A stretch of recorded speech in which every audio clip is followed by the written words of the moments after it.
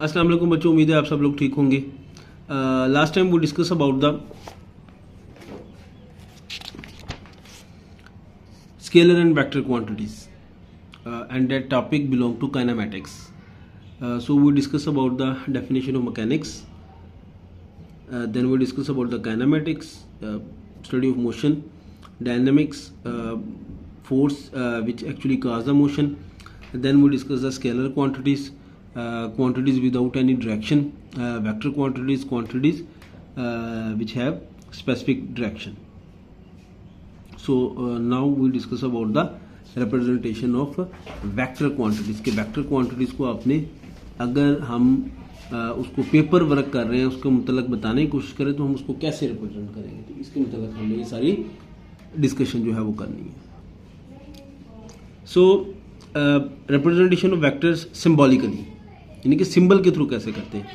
Symbol used for a vector is a bold letter such as A, V, F and D, etc.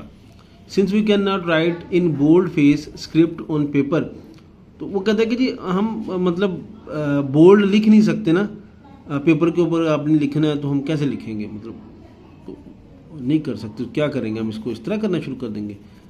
तो वो ये एक time consuming और अजीब सा काम है।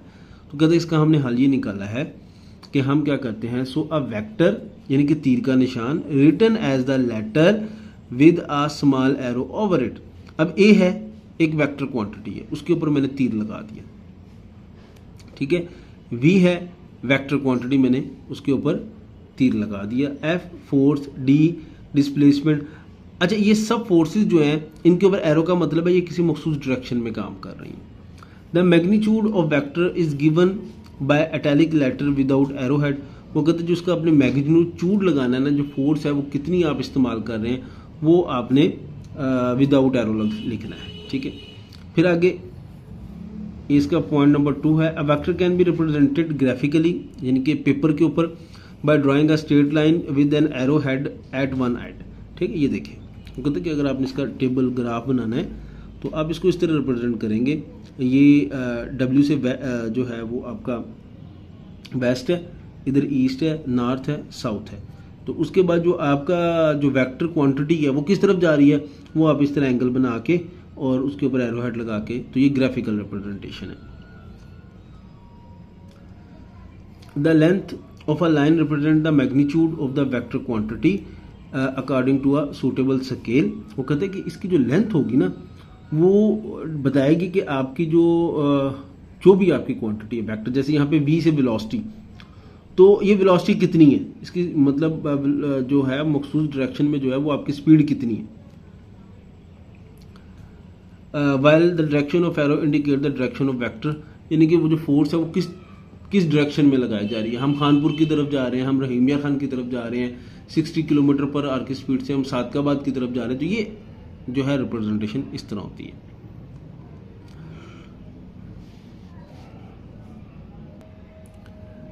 Then another short question related to vector representation, resultant vectors. ये शॉर्ट क्वेश्चन है। We can add 2 or more vectors to get a single vector, this is called resultant vector. इसको हम रिजल्टेंट वेक्टर कहते हैं।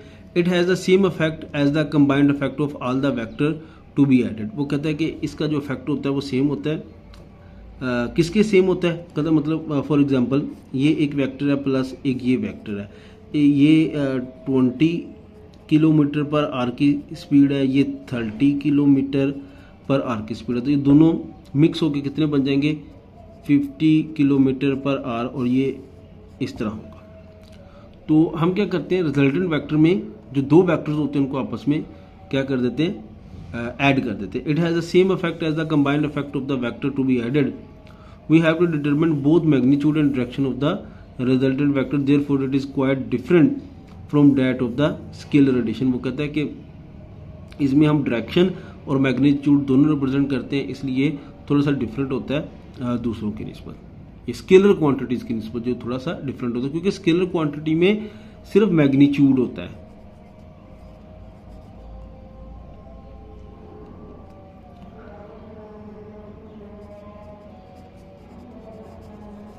तो इस वजह से ये स्केलर क्वांटिटीज़ की निस्बत डिफरेंट होता है, क्योंकि स्केलर क्वांटिटी में सिर्फ मैग्नीट्यूड होता है, वेक्टर क्वांटिटी में डायरेक्शन भी साथ होती है। नेक्स्ट है addition of vector by graphical method. तो addition of vectors by graphical method में एक हमारे पास इसका प्रोसीजर है जिसको हम कहते हैं हेड टू टेल रूल।